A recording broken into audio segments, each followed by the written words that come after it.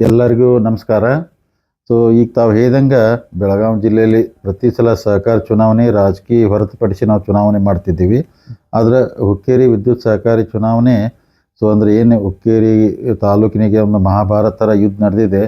ಈ ಯುದ್ಧ ಆಗಬಾರ್ದು ಅಂತೇಳಿ ನನ್ನ ಆಸೆ ಇತ್ತು. ಅಂದರೆ ಈ ಥರ ಆಗಬಾರ್ದು, ಈ ಥರ ಜಿದ್ದೆ ಆಗ್ಬೋದು, ಸಮಾಧಾನಲೆ ಶಾಂತಿ ಆಗ್ಬೇಕಂತ ನನ್ನ ಆಸೆ ಇತ್ತು. ನಾನು ಅಂದರೆ ಭಾಳ ಪ್ರಯತ್ನ ಮಾಡಿದೆ. ಆದರೆ ಅನಿವಾರ್ಯವಾಗಿ ಇವತ್ತು ಇದು ಹುಕ್ಕೇರಿ ತಾಲೂಕಿನ ವಿದ್ಯುತ್ ಸಹಕಾರಿ ಚುನಾವಣೆ ನಡೀತಾ ಇದೆ. ಬೆಳಗಾವಿ DCC ಬ್ಯಾಂಕ್ ಹುಕ್ಕೇರಿ ತಾಲೂಕು ಚುನಾವಣೆ ನಡೀತಾ ಇದೆ. ನಡಿಬಾರ್ದಾಯಿತು, ಪ್ರಯತ್ನ ಎಲ್ಲ ಮಾಡಿದ್ವಿ. ಆದರೂ ನಡೆದಾಗ ದಿವಂಗತ ಅಪ್ಪನಗೌಡ ಅಂದರೆ ಪಾಟೀಲ್ ಅವ್ರ ಪ್ಯಾನಲ್ದಲ್ಲಿ ಸತೀಶ್ ಜಾರಕಿಹೊಳಿ ಅವರು, ಅಣ್ಣಾಸಾಹೇಬ್ ಜೊಲ್ಲೆ, ನಾವೆಲ್ಲ ಮಾಡ್ತಾಯಿದ್ದೆ. ಆ ಕಡೆ ರಮೇಶ್ ಕತ್ತಿ ಅವ್ರು ಮಾಡ್ತಾಯಿದ್ದೆ. ಚುನಾವಣೆ ನಡೀತಾ ಇದೆ. ಈಗ ಏನು ಯಾಕಂದ್ರೆ ಹಿಂದೆ ಸರಿಯಾಗಿ ಅವರು ಸಾಧ್ಯ ಇಲ್ಲ, ನಾವು ಸಾಧ್ಯ ಇಲ್ಲ. ಚುನಾವಣೆ ಮಾಡ್ತೀವಿ. ಮತದಾರ ಯಾರಿಗೆ ಆಶೀರ್ವಾದ ಮಾಡ್ತಾರೆ ಅದನ್ನು ಸ್ವೀಕಾರ ಮಾಡ್ತೀವಿ. ಸರ್, ಈಗ ನೀವು ಈಗಾಗಲೇ 2-3 ಬಾರಿ 4 ಸಾರಿ ಹುಕ್ಕೇರಿ ಆ ತಾಲೂಕಿನಲ್ಲಿ ಸುತ್ತಾಡಿ ಬಂದಿದ್ರಿ. ಎಷ್ಟು ಪ್ಯಾನೆಲ್ಗಳಿದ್ದಾವೆ?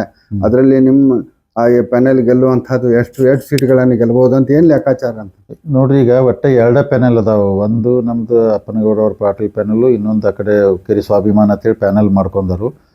ಎರಡು ನಡೆದಿದೆ, ನೇರ ಫೈಟ್ ಇದೆ. ನಾವು ಅಂದ್ರೆ ಸುಮಾರು 10 ವರ್ಷದಿಂದ ಸತೀಶ್ ಜಾರಕಿಹೊಳಿ ಅವರು 1 ತಿಂಗಳಿಂದಲ್ಲಿ ಎಲ್ಲ ಪ್ರಚಾರ ಮಾಡ್ತಾಯಿದ್ರು, ಸಭೆ ಮಾಡ್ತಾಯಿದ್ರು. ನಾವು ಅಣ್ಣಾಸಾಹೇಬ್ ಜೊಲ್ಲೆ 10 ದಿವಸದಿಂದ ನಮಗಲ್ಲೆಲ್ಲ ಕೇಳಿದ್ರು. ಈಗ ಸುಮಾರು ನಾವು 10 ದಿವಸ ಓಡಾಡಿ ನಿನ್ನೆ ತಗ ಗ್ರೌಂಡ್ ರಿಪೋರ್ಟು ಇವತ್ತೆಲ್ಲ ನೋಡ್ರೆ ನಮ್ಮ ಪ್ಯಾನಲ್ ಅಂದರೆ ದಿವಂಗತ ಅಪ್ಪನಗೌಡ ಅವ್ರ ಪ್ಯಾನಲ್ ಅಪ್ಪರ್ ಹ್ಯಾಂಡ್ ಅಂದರೆ ನಮ್ಮ ಮೇಲ್ಗೈ ಸಾಧಿಸಿದ್ವಿ. ಈ ಚುನಾವಣೆಯಲ್ಲಿ 15 ಸೀಟಲ್ಲಿ ಕನಿಷ್ಠ 10 ಸೀಟರ್ ಗೆಲ್ತು ಅಂತೇಳಿ ನಮಗೆ ಸಂಪೂರ್ಣ ವಿಶ್ವಾಸ ಐತ್ರಿ. ಈಗ ತಾವು ನೋಡಿರ್ಬೋದು, ಈಗ ರಮೇಶ್ ಕತ್ತಿ ಅವರು ವಿಶೇಷವಾಗಿ ಭಾಳ ಟೀಕೆ ಟಿಪ್ಪಣಿಗಳು ರಾಜಕೀಯ ರಂಗದಲ್ಲಿ ನಡೀತಾವೆ. ಎಲೆಕ್ಷನ್ ಬಂದಾಗ ಅವರು ಆರೋಪ ಪ್ರತ್ಯಾರೋಪ ಟೀಕೆ ಟಿಪ್ಪಣಿ ನಡೀತಾನೆ ಇದ್ದಾವೆ. ಆದರೆ ರಮೇಶ್ ಕತ್ತಿ ಅವರು ಯಾಕೋ ಭಾಳ ಹಗುರವಾಗಿ ತಮ್ಮ ಮಾತುಗಳನ್ನು ಬಳಸಿ ತಮ್ಮ ವಿರುದ್ಧ ವೈಯಕ್ತಿಕ ಟೀಕೆ ಟಿಪ್ಪಣಿಗಳನ್ನು ಮಾಡಿದ್ರೂ ಸಹ ತಾವು ಅಲ್ಲಿಯೂ ಕೂಡ ಅದಕ್ಕೆ ಉತ್ತರ ಕೊಡುವಂತಹ ಗೋಜು ಹೋಗಲಿಲ್ಲ. ಯಾಕೆ ಅನ್ನೋ ಇಲ್ಲ. ಈಗ ರೀ ಭಾಳ ಜನ ಪ್ರಶ್ನೆ ಮಾಡಿದ್ರು. ಆದರೆ ಈಗ ರಮೇಶ್ ಕತ್ತಿ ಅವರು ಯಾವ ಥರ ಭಾಷಣ ಮಾಡ್ತಾಯಿದ್ರು ಜನನೂ ನೋಡ್ತಾಯಿದ್ರೆ. ನಾವು ಸತೀಶ್ ಅವರು, ಅಣ್ಣಾಸಾಹೇಬ್ ಜೊಲ್ಲೆ ಎಷ್ಟು ಸಮಾಧಾನ ಮಾಡ್ತಾಯಿದ್ರು ಅಂದರೆ ಇದು ಒಂದೇ ತೋರಿಸುತ್ತಾರೆ. ಅಂದ್ರೆ ಈಗ ಸತೀಶ್ ಜಾರಕಿಹೊಳಿ ಇರ್ಬೋದು, ನಾನಿರ್ಬೋದು, ಅಣ್ಣಾಸಾಹೇಬ್ ಜೊಲ್ಲೆ ನಾವು ಭಾಳ ಶಾಂತಿ ಸಮಾಧಾನ, ನಮಗೇನೂ ಟೆನ್ಷನ್ ಇಲ್ಲ ಮತ್ತು ನಮಗೇನೂ ಅಂಜಿಕಿಲ್ಲ. ಅಂದರೆ ಚುನಾವಣೆ ಬಗ್ಗೆ ಮೋಸ್ಟ್ಲಿ ನನಗನ್ಸುತ್ತೆ ಅವ್ರಿಗೆಲ್ಲ ಮೋಸ್ಟ್ಲಿ ಟೆನ್ಷನ್ ಆಗಿರಬೇಕು, ಅಥವಾ ಏನೋ ನಡೆದಿದೆ ಅಂತೇಳಿ ಟೆನ್ಷನಲ್ಲಿ ಬಂದು ಮಾತಾಡಿ. ನಮಗೆ ಟೆನ್ಷನ್ ಇಲ್ಲ. ಏನು ಅವ್ರಿಗೆ ಸೋಲಿನ ಭಯ ಕಾಡತ್ತಿತ್ತು ಅಥವಾ ಮತ್ತೇನು ಟೆನ್ಷನ್ ಇದು ಗೊತ್ತಿಲ್ಲ. ಅದಕ್ಕೆ ಸ್ವಲ್ಪ ಡೆಸ್ಪ್ರೇಟಾಗಿ ಮಾತಾಡತ್ತರು. ಆದರೂ ನನ್ನ ಸಲಹೆ ಹಾಗೆಲ್ಲ ಮಾತಾಡಬಾರ್ದು. ಯಾಕಂದ್ರೆ ನಾವೆಲ್ಲ ಮತದಾರರಿಗೆ ನಾವು ಏನು ಕೆಲಸ ಮಾಡ್ತು, ಮುಂದೆ ಏನು ಮಾಡ್ತು ಅನ್ನೋದು ವಿನಂತಿ ಮಾಡ್ಕೊಂಡು ಓಟ್ ಕೇಳೋದು. ಅದಕ್ಕೆ ಅವ್ರಿಗೇನು ಮೋಸ್ಟ್ಲಿ ಈ ಥರ ಒಳಗೆ ಟೆನ್ಷನ್ ಇದೆ. ಆಮೇಲೆ ಅದಕ್ಕೆ ಈ ಥರ ಅವ್ರ ಟೆನ್ಷನ್ ಬಾಯಿದಿಂದ ಹೊರಗೆ ಬರತೈತಿ. ನಾವು 3 ಜನ ಮಾತ್ರ ಕೂಲಾಗಿ ಸಮಾಧಾನ ನಾಳೆ ತಗ ಚುನಾವಣೆ ಮಾಡ್ತೀವಿ. ದೇವರ ಆಶೀರ್ವಾದ, ಜನರ ಆಶೀರ್ವಾದ ನಮ್ಗೆ ಆಗುತ್ತೆ ಅಂತ ಸಂಪೂರ್ಣ ವಿಶ್ವಾಸ ಇದೆ. ನಮ್ಮ 15ರಲ್ಲಿ 10 ಸೀಟ್ ನಾವು ಗೆದ್ದು ವಿದ್ಯುತ್ ಸಹಕಾರಿ ಸಂಘನ ಇನ್ನೂ ಉನ್ನತ ಮಟ್ಟಕ್ಕೆ ಬೆಳೆಸುವಂಥ ಪ್ರಾಮಾಣಿಕ ಪ್ರಯತ್ನ ಮಾಡ್ತೀವಿ. ಸರ್, ಈ ಹಿಂದೆ DCC ಬ್ಯಾಂಕಿನ ಅಧ್ಯಕ್ಷರ ಚುನಾವಣೆ ನಡೆದಂಥ ಸಂದರ್ಭದಲ್ಲಿ ಸ್ವತಃ ರಮೇಶ್ ಕತ್ತಿ ಅವರು ಒಂದು ಮಾತು ಹೇಳಿದ್ರು. ನಮ್ಮ ಅಣ್ಣ ಸತ್ತ ಮೇಲೆ ರಮೇಶ್ ಜಾರಕಿಹೊಳಿ ಅವರೇ ನಮ್ಮನ್ನ ಮತ್ತು ಅವರೇ ನಮಗೆ ಗುರುಗಳು, ಅವರ ಇದರಿಂದಲೇ ನಾನು ಅಧ್ಯಕ್ಷನಾಗಿದ್ದೇನೆ ಅಂತ ಸ್ವತಃ ಅವರೇ ಸರ್ಕಿಟ್ ಹೌಸ್ನಲ್ಲಿ ಹೇಳಿದ್ರು. ನಿಮ್ಮದು ಮತ್ತು ರಮೇಶ್ ಕತ್ತಿ ಅವ್ರ ನಡುವೆ ಸಂಬಂಧಗಳು ಭಾಳ ಚೆನ್ನಾಗೇ ಇದ್ವು. ಆ ಇಬ್ಬರ ನಡುವೆ ವೈಮನಸ್ಸು ಆಗಲಿಕ್ಕೆ, ಭಿನ್ನಾಭಿಪ್ರಾಯ ಮೂಡಲಿಕ್ಕೆ ಕಾರಣ ಏನು ಅನ್ನುವಂಥದ್ದು? ಇಲ್ಲ, ಕರೆಕ್ಟ್. ರಮೇಶ್ ಕತ್ತಿ ಅವ್ರು ಹೇಳಿದ್ ನಾವು ಒಪ್ಕೋತೀನಿ. ಯಾಕಂದ್ರೆ ಅವ್ರು ಅಂದಿದ್ರಲ್ಲ, ಯಾಕಂದ್ರೆ ಈ ಫ್ಯಾಮಿಲಿ, ಕತ್ತಿ ಫ್ಯಾಮಿಲಿ, ಜಾರಕಿಹೊಳಿ ಫ್ಯಾಮಿಲಿ ಕೂಡಿ ಚೆಂದಂಗೆ ಹೋಗೋಣ ಅಂತ ಅವ್ರದ್ದು ಆಸೆ ಇತ್ತು, ನಮ್ಮದು ಇತ್ತು. ನಮಗೇನು ವೈಯಕ್ತಿಕವಾಗಿ ನಮಗೂ ಅವ್ರಿಗೇನು ದ್ವೇಷ ಇರೋದಿಲ್ಲ. ರಾಜಕಾರಣದಲ್ಲಿ ಭಿನ್ನಾಭಿಪ್ರಾಯ ವ್ಯತ್ಯಾಸ ಇರ್ಬೋದು. ಅವ್ರು ಹೇಳಿದಂಗೆ ರಮೇಶ್ ಜಾರಕಿಹೊಳಿ ನಂಗೆ ದೊಡ್ಡ ಅಣ್ಣ ಅಂತೇಳಿ ಎಲ್ಲ ಅಂದಿದ್ದು ನಿಜ ಇದೆ, ಗೊತ್ತೂ ಇದೆ. ನೀವು ಅಂದ್ರಲ್ಲ ಅಂದ್ರೆ ವೈಮನಸ್ಸು ಯಾಕೆ ಬಂತು? ಯಾಕಂದ್ರೆ DCC ಬ್ಯಾಂಕ್ ಅಧ್ಯಕ್ಷ ಇಳಿದ ನಂತರ ನಮ್ಮ ಸಂಬಂಧ ಎಲ್ಲ ಚಂದ ಇದ್ದು. ನೀವು ಅಂದ್ರಲ್ಲ ಈ ಥರ ಆಗಬಾರ್ದೈತೆ. ಇದೇನು ಹುಕ್ಕೇರಿ ತಾಲೂಕಿನ ಮಹಾಭಾರತ ನಡೆದಿಲ್ಲ, ಇದು ಆಗಬಾರ್ದು ಅಂತೇಳಿ ನಾನು ಭಾಳ ಪ್ರಯತ್ನ ಮಾಡ್ತೇನೆ. ಇದು ಯಾಕೆ ಅದನ್ನು ನಿಮ್ಮ ಮುಖಾಂತರ ಇಡೀ ಹುಕ್ಕೇರಿ ತಾಲೂಕಿನ ಜನತೆ ಹೇಳ್ತೀನಿ. ನಾನು ರಮೇಶ್ ಕತ್ತಿ ಅವ್ರಿಗೆ 3 ಜನಕ್ಕೆ ಹೇಳಿ ಕಳಿಸಿದೆ, ಈ ಅಂದರೆ ಚುನಾವಣೆ ಮಾಡೋದು ಬೇಡ. ಯಾಕಂದ್ರೆ ನಾವು ಗಟ್ಟಿಯಾಗಿರ್ತೀವಿ, ನೀವು ಗಟ್ಟಿಯಾಗಿರ್ತೀರಿ, ನಮಗೆ ಯಾರು ಏನು ಮಾಡೋಕ್ಕಾಗಲ್ಲ. ಆದರೆ ನಮ್ಮ ಮಧ್ಯದಲ್ಲಿ ಸಿಕ್ಕಂಥ ಸಾಮಾನ್ಯ ಕಾರ್ಯಕರ್ತರಿಗೆ ಭಾಳ ತ್ರಾಸ ಆಗ್ತೈತಿ. ಇದು ಬೇಡ. ನಾನು ಹೇಳಿದೆ, ಕಾಂಗ್ರೆಸ್ ಸರ್ಕಾರ ಇದೆ, ನೀವು 10 ಸೀಟ್ ಸತೀಶ್ ಜಾರಕಿಹೊಳಿ ಅವ್ರಿಗೆ ಬಿಟ್ಕೊಡ್ರಿ, 5 ನೀವು ತೊಗೊರಿ, 2.5 ವರ್ಷ ಅವ್ರು ಚೇರ್ಮನ್ ಆಗಲಿ, 2.5 ವರ್ಷ ನೀವು ಚೇರ್ಮನ್ ಆಗೋಣ, ಸಮಾಧಾನಲೆ ಹೋಗೋಣ. ಇದು ಬೇಡ ಅಂಥೇಳಿ ಇದಕ್ಕೆ 3 ಜನ ಅದಾರ ಸಾಕ್ಷಿರಿ. ಒಂದು ಮಾಂತೇಶ್ ಕೌಟ್ಗಿಮಠ ಅವ್ರು ಕಳಿಸಿನಿ, 2ನೇದು ನಮ್ಮ DCC ಬ್ಯಾಂಕಿನ ಯೂನಿಯನ್ ಅಧ್ಯಕ್ಷ ಕರೆನ್ ಅವ್ರು ಕಳಿಸಿದ್ದೆ, ಶ್ರೀಶೈಲ್ ವರ್ಜಿ ಅವರು ಹೋಗಿದ್ದಾರೆ. ಹೋಗಿ ಮಾತಾಡ್ರಿ ಅಂತೇಳಿ. ಇದನ್ನು ಬಿಟ್ಟು ನಮ್ಮ ಓಂ ದೇಸಾಯಿ ಅವರೆಲ್ಲ ಪ್ರಯತ್ನ ಮಾಡ್ರು. ನನಗಂದ್ರೆ ಈ ಚುನಾವಣೆ ಜಗಳ ಬೇಡ, ಯಾಕಂದ್ರೆ ಸುಮ್ಮನೆ ಸಮಾಧಾನಲೇ ಹೋಗಲಿ ಅಂತೇಳಿ ನಾನು ರಮೇಶ್ ಕತ್ತಿ ಅವ್ರಿಗೆ ಹೇಳಿ ಕಳಿಸಿದ್ದು ನಿಮ್ಗೆ ಹೇಳ್ತೀನಿ. 5 ನೀವು ಇಟ್ಕೊಳ್ಳಿ, 10 ಅವ್ರು ಇಟ್ಕೊಳ್ಳಿ, ಚೇರ್ಮನ್ ಕಡೆಗೆ ಇನ್ನೊಂದು 1-2 ಸೀಟ್ ಸರ್ದಾರ್ದೇನೋ ಏನೋ ನಾನು ಸತೀಶ್ ಜಾರಕಿಹೊಳಿಗೆ ಅಣ್ಣಾಸಾಹೇಬ್ ಜೊಲ್ಲೆಯವ್ರಿಗೆ ಒಪ್ಪಿಸ್ತಿದ್ದೆ. ಆದರೆ ನಾನು ಅದನ್ನು ಹೇಳಿದೆ ಆಫರು, ನೀವು ಇದನ್ನು ಮಾಡ್ಕೊಂಡು ಮುಗಿಸೋಣ, ಬೇಕಾದ್ರೆ DCC ಬ್ಯಾಂಕ್ ನಿಮ್ಮ ಮಗನ ಬೇಕಾದ್ರೆ ಇಲ್ಲಿ ಅವಿರೋಧ ಆಯ್ಕೆ ಮಾಡೋಣ ಅಂದ್ರೆ ಅವಿರೋಧ ಆಯ್ಕೆಯಾಗಿ ಅವ್ರು DCC ಬ್ಯಾಂಕ್ ಹೋಗಲಿ, ಹುಕ್ಕೇರಿ ಸಹಕಾರ ಇರ್ತೈತಿ, ಇಡೀ ತಾಲೂಕು ಶಾಂತಿ ಇರ್ತೈತಿ, ಬ್ಯಾಡ ಅಂತೇಳಿ ನಾನು ಪ್ರಾಮಾಣಿಕ ಪ್ರಯತ್ನ ಮಾಡಿರಿ. ಯಾಕೋ ರಮೇಶ್ ಕತ್ತಿ ಅವ್ರು ಅಷ್ಟು ಸ್ಪಂದಿಸ್ತಿಲ್ಲ, ಅದಕ್ಕೆ ಸಂಬಂಧಗಳು ಕೆಟ್ಕೋತ ಹೋದ್ರು. ಒಂದು ಸಲ ಸಂಬಂಧ ಕೆಟ್ಟ ನಂತರ ಈಗ ನಾವು ಅನಿವಾರ್ಯವಾಗಿ ಚುನಾವಣೆಗೆ ಹೋಗಲೇಬೇಕಾದ. ಯಾಕಂದ್ರೆ ಸತೀಶ್ ಜಾರಕಿಹೊಳಿ ಅಣ್ಣಾಸಾಹೇಬ್ ಜೊಲ್ಲೆ ನಾವು ಒಂದು ಗುಂಪು ಇರೋದ್ರಿಂದ ಅನಿವಾರ್ಯವಾಗಿ ಅದಕ್ಕೆ ಇದನ್ನು ತಪ್ಸಕ್ಕೆ ಭಾಳ ಪ್ರಯತ್ನ ಮಾಡಿದೆ. ತಪ್ಪದಿಲ್ಲ, ಅನಿವಾರ್ಯವಾಗಿ ಚುನಾವಣೆ ಬಂತು. ಈಗ ಚುನಾವಣೆ ಬಂದಾಗ ನಾವು ಒಂದು ಕಡೆ ನಿಲ್ಲೇಬೇಕಾಗುತ್ತೆ, ನಿಲ್ತೀವಿ, ಚುನಾವಣೆ ಮಾಡ್ತೀವಿ, ಜನರ ಆದೇಶ ಏನು ಕೊಡ್ತಾರೆ ಸ್ವೀಕಾರ ಮಾಡ್ತೀವಿ.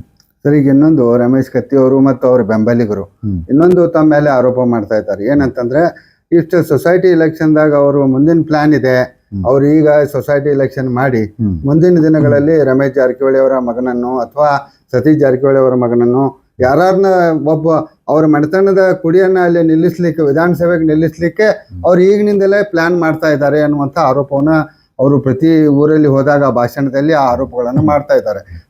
ಅಂಥದ್ದೇನಾದ್ರೂ ಪ್ಲಾನ್ ಇದೆಯಾ? ಇಲ್ಲ ನೋಡಿ, ಖಂಡಿತವಾಗಿ ಆ ಥರ ಪ್ಲಾನ್ ಇಲ್ಲ. ನಾವು ಏನಿದ್ರು ಸಹಕಾರಿ ಅಂದರೆ ಸಹಕಾರಿ ಸಂಘಗಳ ಚುನಾವಣೆಗೆ ನಮ್ಮ ರಾಜಕೀಯ ಸೀಮಿತವಾಗಿರ್ತೈತಿ. ಸೊ ಅವ್ರು ಅನ್ಬೋದು, ಯಾಕಂದ್ರೆ ಈಗ ನೋಡ್ರಿ, ದೇವರ ಆಶೀರ್ವಾದ ಮನೆಯಲ್ಲಿ 3 ಜನ MLA ಇದ್ವಿ, ಒಬ್ರು MLC ಅದಾರು, ಒಬ್ರು MP ಅದಾರು, ನಮ್ಗೆ ಇಷ್ಟ ಅಧಿಕಾರ ಸಾಕ, ಹೆಚ್ಚಿನ ಅಧಿಕಾರ ನಮಗೇನು ಬೇಕಾಗಿಲ್ಲ.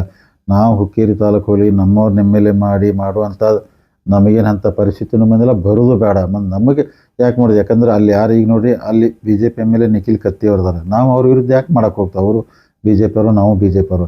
ಅದಕ್ಕೆ ಇದೇನು ಸುದ್ದಿ ಸುಳ್ಳು ಸುದ್ದಿ, ನಾವು ಯಾರೂ ಅಂತ ತಲೆ ಇಲ್ಲ. ಸಹಕಾರಿ ಇದು ಹೀರಾ ಸಕ್ಕರೆ ಕಾರ್ಖಾನೆ ಇರ್ಬೋದು, ವಿದ್ಯುತ್ ಸಹಕಾರಿ ಸಂಘ ಇರ್ಬೋದು, ಈ ಚುನಾವಣೆಗೆ ನಾವು ಭಾಗವಹಿಸ್ತೀವಿ. ನಮ್ಮ ಜೊತೆ ಜನ ಏನು ಬೆನ್ನು ಹತ್ತಿರ್ತಾರೋ ಅವ್ರನ್ನ ರಕ್ಷಣೆ ಮಾಡೋಂಥ ಕೆಲಸ ನಾವು ಮಾಡ್ತೀವಿ. ಹುಕ್ಕೇರಿ ತಾಲೂಕಲ್ಲಿ MLA ನಿಲ್ಲಬೇಕು ಮಾಡೋ ಕನಿಷ್ಠ ನಿಲ್ಲ ಯೋಚನೆ ಇಲ್ಲ, ಅಂಥ ವಿಚಾರನೂ ಮಾಡೋದಿಲ್ಲ, ಅಂಥದ್ದು ಏನೂ ಇಲ್ಲ ರೀ, ಇದು ಸುಳ್ಳಿದು. ಹಂಗಾರೆ ರಮೇಶ್ ಕತ್ತಿ ಅವರು ಯಾಕೋ ಸ್ವಲ್ಪ ವೈಮನಸ್ಸು ಇದ್ದಂಗೆ ಕಾಣ್ತದೆ, ಸಿಟ್ಟಾದಂಗೆ ಕಾಣ್ತದೆ. ನಿಖಿಲ್ ಕತ್ತಿ ಅವರು ಹೆಂಗೆ ತಮ್ಮ ಜೋಡಿ ಸಂಬಂಧ? ನೋಡ್ರಿ, ನಿಖಿಲ್ ಕತ್ತಿ ಅಂದ್ರೆ ಅವ್ರ ಬಗ್ಗೆ ನಂಗೆ ಅಪಾರವಾದ ಗೌರವ ಐತಿ. ಒಳ್ಳೆ ಮನುಷ್ಯ, ನನ್ನ ತಮ್ಮನ ಸಮಾನದಲ್ಲಿ ನಿಖಿಲ್ ಕತ್ತಿ ಅದಾರು. ನಿಖಿಲ್ ಕತ್ತಿ ಒಳ್ಳೆ ಮನುಷ್ಯ, ನಾವು ಯಾರು ಕೆಟ್ಟ ಮಾಡವಲ್ಲ, ಏನು ಮಾಡಿ ತನ್ನ ಪಾಟಿ ತರ್ತಾರೋ. ಸೊ ನಿಖಿಲ್ ಕತ್ತಿ ಬಗ್ಗೆ ನಮಗೆ ಎರಡನೇ ಮಾತಲ್ಲ, ಅವ್ರ ಬಗ್ಗೆ ನಮಗೆ ಗೌರವ ಐತಿ. ಅವ್ರಿಗೆ ನಿಖಿಲ್ ಕತ್ತಿಗೆ ಒಳ್ಳೇದಾಗತ್ತೆ ಬಯಸ್ತೀನಿ. ಸೊ ಒಳ್ಳೆಯವ್ರದಾರು, ಇನ್ನೂ ಒಳ್ಳೆ ಕೆಲಸ ಮಾಡ್ಕೊಂಡು ಹೋಗ್ಲಿ ಅಂತ ನಾನು ಹಾರೈಸ್ತೀನಿ ರೀ. ಸರ್, ಈಗ ವಿದ್ಯುತ್ ಸಹಕಾರಿ ಸಂಘ ಇರೋದು ಇಡೀ ರಾಷ್ಟ್ರದಲ್ಲಿ ಒಂದೇ ಒಂದು. ಅದೆಷ್ಟು ದಿನ ಅದು ಬೆಳಕಿಗೂ ಕೂಡ ಬಂದಿರಲಿಲ್ಲ. ಈ ಸಲ ಚುನಾವಣೆ ನಡೀತಾ ಇದೆ ಅನ್ನೋ ಕಾರಣಕ್ಕೆ ಅದು ಎಲ್ಲರಿಗೂ ಗೊತ್ತಾಗ್ತಾ ಇದೆ. ಈ ರೀತಿಯ ಒಂದು ವಿದ್ಯುತ್ ಸಂಘ, ಸಹಕಾರಿ ಸಂಘ ಇರೋದು ಇಡೀ ರಾಷ್ಟ್ರದಲ್ಲಿ ಒಂದೇ ಒಂದು, ಅದು ಹುಕ್ಕೇರಿಯಲ್ಲಿ ಇರೋದು. ಈಗ ತಮ್ಮ ಅಧಿಕಾರ ಅಲ್ಲಿಗೆ ಬಂದ್ರೆ ತಾವು ಏನೇನ್ ಮಾಡ್ಬೇಕಂತ ಹೇಳಿ ಪ್ಲಾನ್ಗಳನ್ನ ಮಾಡ್ತಾರೆ? ಖಂಡಿತ. ಯಾಕಂದ್ರೆ ಹುಕ್ಕೇರಿ ತಾಲೂಕಿನ ಹುಕ್ಕೇರಿ ಕ್ಷೇತ್ರ ಇರ್ಬೋದು, MKD ಕ್ಷೇತ್ರದ ಜನ ನಿರಂತರ ಜ್ಯೋತಿಗೋಸ್ಕರ ಭಾಳ ಬಯಸ್ತಾ ಇದಾರೆ. ಅಂದ್ರೆ ಅದು ಆಗಬೇಕು ಎಲ್ಲ ಕಡೆ ಅಂತೇಳಿ. ಮೊದಲನೇ ಪ್ರಯಾರಿಟಿ ದೇವರ ಆಶೀರ್ವಾದ, ಜನರ ಆಶೀರ್ವಾದ. ನಾಳೆ ನಮ್ಮ ಪ್ಯಾನೆಲ್ ಗೆದ್ದು ಬಂದ ನಂತರ ನಾವು ನಿರಂತರ ಜ್ಯೋತಿ ಮಾಡಬೇಕು.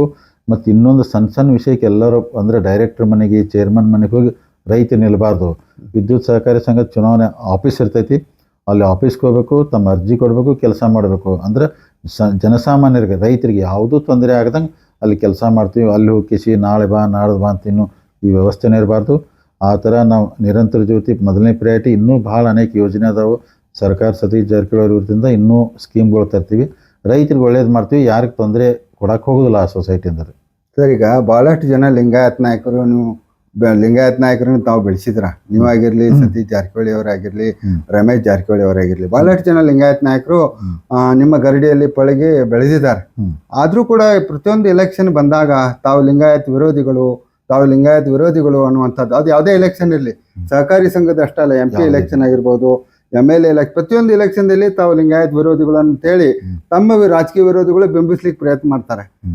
ಅದ್ರ ಬಗ್ಗೆ ತಾವು ಏನು ಹೇಳ ಬಯಸ್ತಾರೆ? ಇಲ್ಲ ನೋಡ್ರಿ, ಈಗ ಇದು ಈಗಲ್ಲ ಬರೀ ಹುಕ್ಕೇರಿ ವಿದ್ಯುತ್ ಸಹಕಾರಿ ಸಂಘದಾಗಲ್ಲ, ಇದನ್ನು ಯಾವುದೇ ಚುನಾವಣೆ ಬಂದರೂ ಅವ್ರು ಜಾರಕಿಹೊಳಿ ಲಿಂಗಾಯತ್ ವಿರೋಧ ಅನ್ನೋದು ಅವರು ಅದನ್ನು ನಮಗೆ ಹಣಿಗೆ ಪಟ್ಟಿ ಕಟ್ತಾರೆ.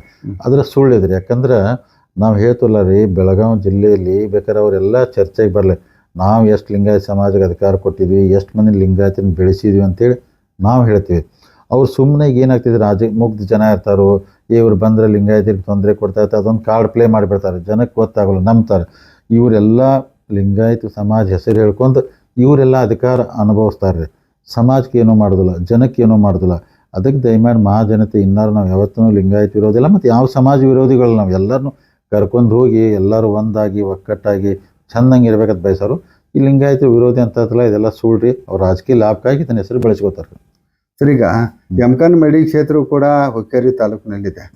ಒಂದು ರಾಜಕೀಯ ವಿರೋಧ ಮಾಡ್ಬೇಕಂತೇಳಿ ಅವ್ರು ಹೊರಗಿನವರು ಅನ್ನುವಂಥ ಸತೀಶ್ ಜಾರಕಿಹೊಳಿ ಅವರಾಗಿರ್ಬೋದು, ಜಾರಕಿಹೊಳಿ ಕುಟುಂಬ ಹೊರಗಿನವ್ರದ್ದು ಇಲ್ಲಿ ಬಂದವರು ರಾಜಕಾರಣ ಮಾಡ್ಲಿಕ್ಕೆ ನಾವು ಕೊಡೋದಿಲ್ಲ ಅನ್ನುವಂಥ ಮಾತನ್ನು ಕೂಡ ವೈಯಕ್ತಿಕವಾಗಿ ಟೀಕೆನೆ. ಈ ತರ ಯಾಕೆ ಈ ಬೇರೆ ವಿಚಾರಗಳು, ಅನೇಕ ಬೇರೆ ವಿಚಾರಗಳನ್ನು ಟೀಕೆ ಮಾಡ್ಬೋದು, ಆರೋಪ ಮಾಡ್ಬೋದು, ಆದ್ರೆ ಹೊರಗಿನವರು ಒಳಗಿನವರು ಅನ್ನುವಂಥದ್ದು ಇತ್ತೀಚೆಗೆ ಯಾಕೋ ಬೇರೆ ಬೇರೆ ಎಲೆಕ್ಷನ್ದಲ್ಲಿ ಇಂಥ ಮಾತುಗಳು ನೋಡ್ರಿ, ಈಗ 2008ರಿಂದ ಸತೀಶ್ ಜಾರಕಿಹೊಳಿ ಯಮಕನಮಡಿ ವಿಧಾನಸಭಾ ಕ್ಷೇತ್ರ ಜನ ಶಾಸಕನಾಗಿ ಆಯ್ಕೆ ಮಾಡಿದ್ದಾರೆ. ಒಂದ್ಸಲ ಆಯ್ಕೆ ಮಾಡ್ತಾರು, ಹೊರಗಿನನ್ನು ಶಬ್ದ ಇಲ್ಲ. ಮತ್ತು ಅದ್ರ ಬಗ್ಗೆ ರಮೇಶ್ ಕತ್ತಿಯವ್ರೆ ಸತೀಶ್ ಜಾರಕಿಹೊಳಿ ನಾವು ಹೊರಗಿನವ್ರು ಅಂದಿಲ್ಲ ಅಂತೇಳಿ ಅವರು ಒಪ್ಕೊಂಡಾರೆ. ಆ ಕ್ಷೇತ್ರ MLA, ಆ ತಾಲೂಕಿನ MLA ಅವರು ಅದಿಲ್ಲ. ಮತ್ತು ಈಗ ರಾಜಕೀಯ ಬಂದಾಗ ಒಳಗಿನ ಹೊರಗಿನಲ್ಲಿ ನಡೀತಾರೆ. ಮತ್ತು ಮೂಲತಃ ಸತೀಶ್ ಅವರು ಹೇಳಿದ್ದಾರೆ, ಅಂದ್ರೆ ನಮ್ಮ ಅವರೆಲ್ಲ ಅಜ್ಜರ ಕಾಲದಿಂದ ಹುಕ್ಕೇರಿ ತಾಲೂಕಿನಾಗ ಜಾರಕಿಹೊಳಿ ಅಂತ ಒಂದು ಊರಿದೆ, ಅಲ್ಲೇ ನಮ್ಮೂರು. ಆಮ್ಯಾಗ ಎಲ್ಲರೂ ಶಿಫ್ಟ್ ಆಗಿ ಮೂಲತಃ ಹುಕ್ಕೇರಿ ತಾಲೂಕದವ್ರು ನಾವಲ್ಲ, ಅಂದ್ರೆ ಅಜ್ಜನ ಕಾಲಗಳಂತೆ ಇದ್ದವರು. ಅದಕ್ಕೆ ಅದು ಹೊರಗಿನವ್ರು ಅನ್ನಕ್ಕೆ ಬರ್ದಲ್ಲ. ಮತ್ತು ಈಗ ಜನ ಸತೀಶ್ ಅವ್ರನ್ನ ಇಲೆಕ್ಟ್ ಮಾಡಿದಾಗ ಹೊರಗಿನ ಬರ್ದಾಗ ಡೆಮಾಕ್ರಸಿ ಪ್ರಜಾಪ್ರಭುತ್ವ ವ್ಯವಸ್ಥೆಯಲ್ಲಿ ನಾವು ಕೆಲಸ ಮಾಡ್ತೀವಿ. ಭಾರತ ದೇಶದಲ್ಲಿ ಯಾರು ಬೇಕಾದ್ರೂ ಹೋಗಿ ಇಲೆಕ್ಷನ್ ಇರ್ಬೋದು, ಯಾರನ್ನ ಕೆಲಸ ಮಾಡ್ಬೋದು. ಒಳಗಿನವ್ರು ಅನ್ನೋದು ಇದು ಇಲೆಕ್ಷನ್ ಬಂದಾಗ ಇದೊಂದು ಅಷ್ಟೊಂದು ಸುಮ್ಮನೆ ನೆವಾರಿ ಹೇಳ್ತಾರೋ, ಇಲೆಕ್ಷನ್ ಹಾಕಲಿ ಮರ್ತು ಬಿಡ್ತಾರೆ. ಸರಿ, ಒಟ್ಟಾರೆಯಾಗಿ ಬಹಳಷ್ಟು ಆರೋಪ ಪ್ರತ್ಯಾರೋಪ, ಟೀಕೆ ಟಿಪ್ಪಣಿ, ಗದ್ದಲ ಗಲಾಟೆ ಬಹಳಷ್ಟು ಆಗಿದಾವೆ ಸರ್. ಕೊನೆಯದಾಗಿ ಹುಕ್ಕೇರಿ ತಾಲೂಕಿನ ಜನರಿಗೆ ತಾವು ಏನು ಹೇಳಲಿಕ್ಕೆ ಬಯಸ್ತೀರಾ ಅಂತ? ನಾಳೆ ಮತದಾನ ಇದೆ, ತಾವು ಏನು ಕೊನೆಯದಾಗಿ ನಿಮ್ಮ ಅಭಿಪ್ರಾಯವನ್ನು ಹೇಳಲಿಕ್ಕೆ ಏನು ಮನವಿ ಮಾಡ್ಕೊಳ್ಳಿಕ್ಕೆ ಇಚ್ಛೆ? ಏನಿಲ್ರಿ, ನಾನು ಹುಕ್ಕೇರಿ ತಾಲೂಕಿನ ಮಹಾಜನತೆಗೆ ಇಷ್ಟ ವಿನಂತಿ ಮಾಡ್ಕೋತೀನಿ. ಯಾಕಂದ್ರೆ ದೇವ್ರು ಇದೊಂದು ಒಳ್ಳೆಯ ಅವಕಾಶ ಕೊಟ್ಟಿದ್ದರು. ದಿವಂಗತ ಅಪ್ಪನಗೌಡ ಪಾಟೀಲ್ರು ₹1 ₹10 ಜೋಡಿಸಿ ಸಹಕಾರಿ ಸಂಸ್ಥೆಗಳು ಕಟ್ಟಿದ್ದಾರೆ. ಹಿರಣ್ಯಕೇಶಿ ಇರ್ಬೋದು, ವಿದ್ಯುತ್ ಸಹಕಾರಿ, ಅಂದ್ರೆ ಅಷ್ಟು ಕಷ್ಟಪಟ್ಟು ಕಟ್ಟಿದಂಥ ಸಂಸ್ಥೆಗಳು.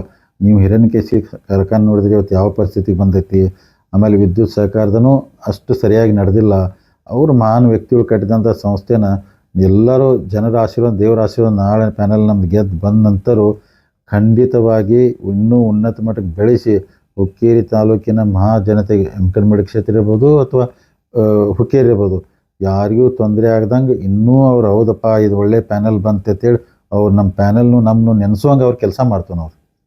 ಸರಿ, ಈಗ ಇಷ್ಟೊತ್ತು ಬಿಸಿ ಶೆಡ್ಯೂಲ್ ಇದ್ರೂ ಕೂಡ ನಮ್ಮ ಜೊತೆ ಮಾತಾಡಿದ್ದಕ್ಕೆ ತಮಗೆ ಧನ್ಯವಾದಗಳು. ಈಗ ನಾಳೆ ಎಲೆಕ್ಷನ್ ಮತದಾನ ನಡೀತದೆ ಸಂಜೆ ಅಂತಂದ್ರೆ ಎಲ್ಲ ಫಲಿತಾಂಶ ಹೊರಬರ್ತೈತ್ರಿ. ಅದಕ್ಕೆ ಎಲ್ಲರಿಗೂ ತಮಗೂ ಧನ್ಯವಾದ. ಎಲ್ಲರಿಗೂ ನಮಸ್ಕಾರ ರೀ.